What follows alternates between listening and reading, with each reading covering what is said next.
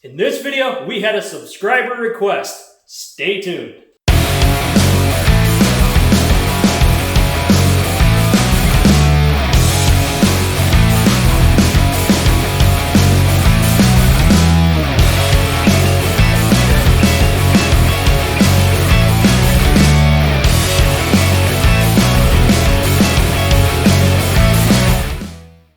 Welcome back and/or to the channel. Today we had a subscriber request video about programming the key for a Dodge Ram vehicle. I believe this would work on pickups or cars or the SUVs.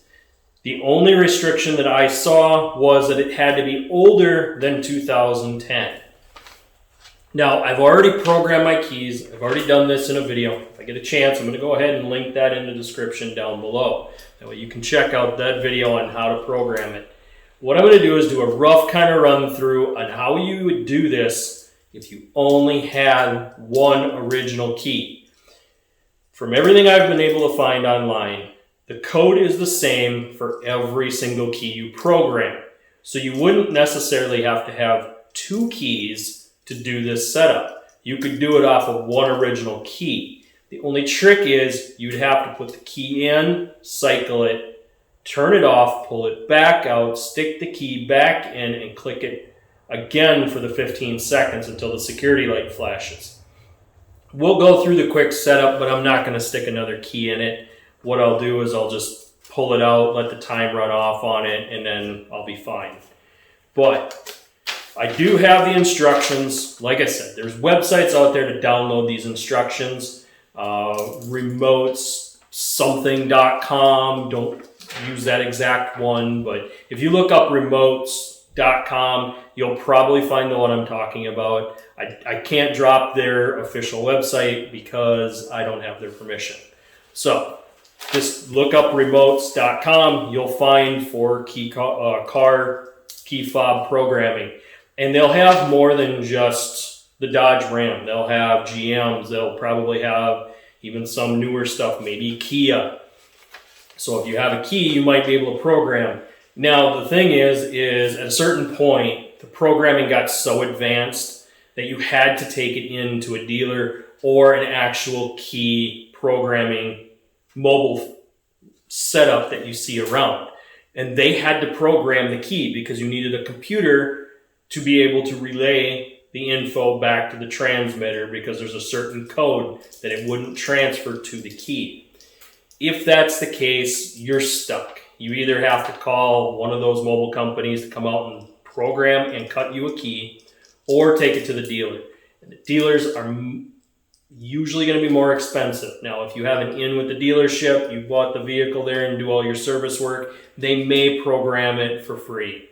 If you don't, you may have to pay something, especially if you bring it in just to do the key, because they're going to have to pay the technician the time in order to program it. And really, it takes less than 15 minutes, but they're going to run it through their processes. So you're going to look at least an hour of time wasted for something that'll take maybe 10 minutes or less. So I'm going to get you set up inside, and we're going to go through this process one last time on how to program, but we're only going to use one key. Okay, so now that I got you in here and we're all set up, what we're going to do is go through this cycle together. Now, this won't be too bad. Like I said, we've done this in a different video that I've already linked. But what the instructions say that I downloaded are going to tell us exactly how to do this. This continues through about 8 steps. I'm going to go ahead and read them off here, and then we'll go ahead and do it. Insert first programmed key into the ignition. Switch to run position for 5 seconds. Do not exceed 15. So that's your first key cycle. Second is turn the ignition switch off and remove the key. Now here's where you may have an issue. And when you try this, you'll have to let me know, leave the comments in the description down below, whether or not this works. Rather than inserting a second key, you'll reinsert your first key. And when you reinsert the first key, you're going to leave it in the ignition turn to the run position, and you must do this within 15 seconds of removing the key from the first cycle. After 10 seconds, an immobilizer warning lamp should light up. This is telling you that it's ready to program the new key. Turn the ignition switch off and remove the key. You will then have 60 seconds to reinsert or to insert the new unprogrammed key. That will then allow you to program it. So let's go through this cycle. The last of the 8 steps are just turn the ignition off, listen for the sound after you've put the key in for the immobilizer to say it's done. Those are the last parts. The most important was what I read off to you. So we're going to go ahead and go through this. And you're just going to want to count it down in your head as you do this.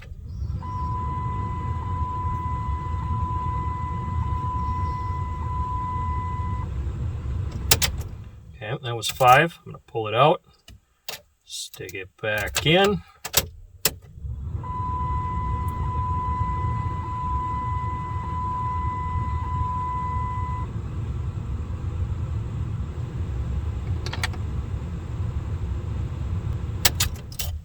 Okay, didn't leave it in long enough the first round, so make sure you do that. Make sure you leave it in there for a full 5 seconds, otherwise it doesn't recognize it.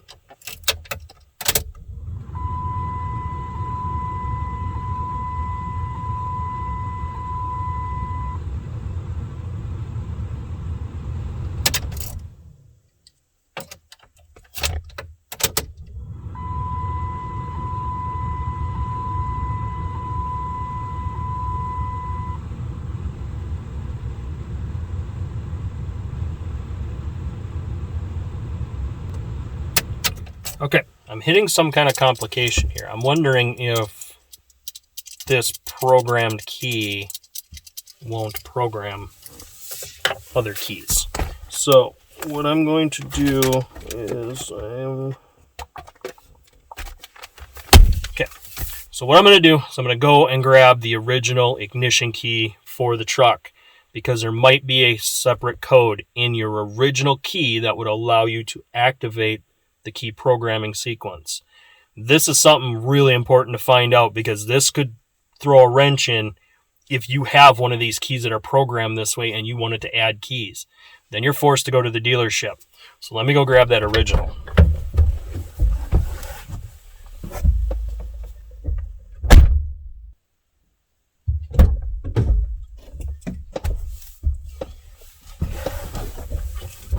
Okay. Here is my original key. Let's see if the sequence works with the original.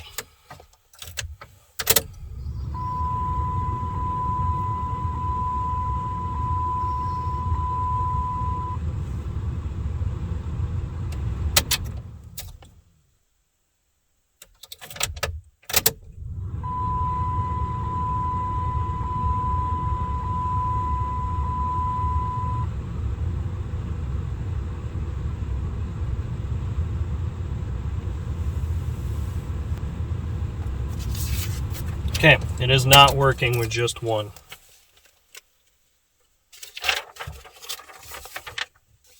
Okay, so what I want to know is, will it activate the programming sequence if we use a factory key and one that was programmed, not outside factory program? So apparently it's only going to allow you to program if you do have 2 keys. What I'm starting to wonder is if each key is given a code or sequence number when it programs inside this key fob. If that's the case, you would have to have 2 different keys. So let's see how this works now.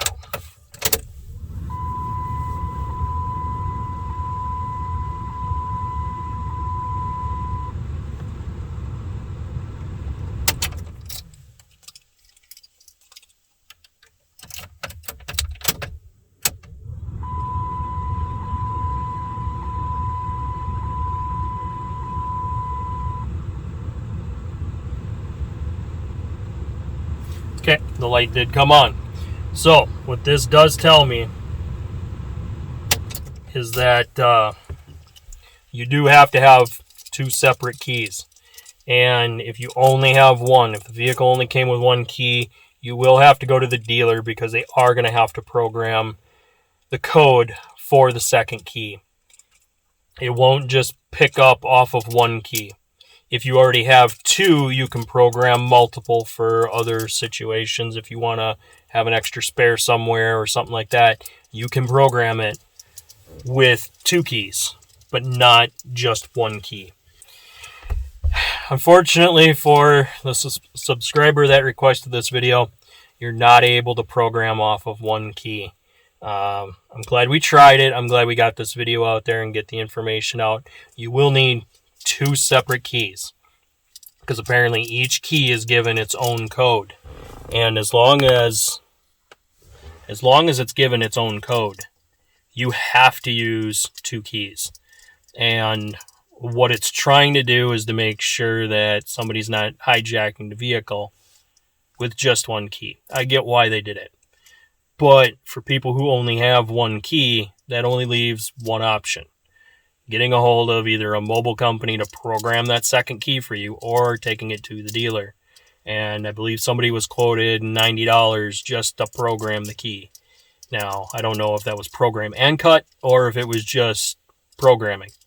But that's a little steep for what they've got to do, because really how they're going to program the second key is to go into the OBD2 port, pull one of the codes, and copy it to the key. That's what they're going to do. And they're able to copy it to the transmitter pretty much right off of that setup. That process shouldn't take more than maybe 10-15 minutes to actually do it. Cutting the key might take another 10 if you're being real careful. A lot of these guys got it figured out that within 15 minutes you're pretty much good to go. I've had people meet me to do keys for the Black Pearl at the time because there was only one key. We were supposed to get two. And I met a mobile service truck to program that second key. It didn't take him more than 20 minutes, and it was all done. But I'm glad we tried this. I'm glad we had a chance to figure this out. So I'm going to go ahead and wrap it up here. Thank you for watching. Please hit that like button, smash that subscribe button, and I'll see you on the next one.